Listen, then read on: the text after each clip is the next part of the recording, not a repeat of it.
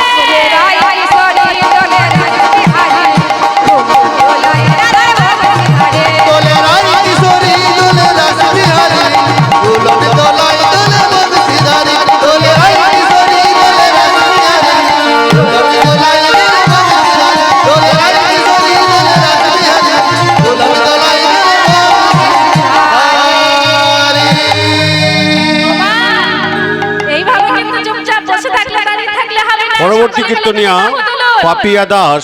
বাবাদেরকেও বলছি সকলে মিলে তুমি বাহু তুলুন। নিতাই গৌর হরি বল।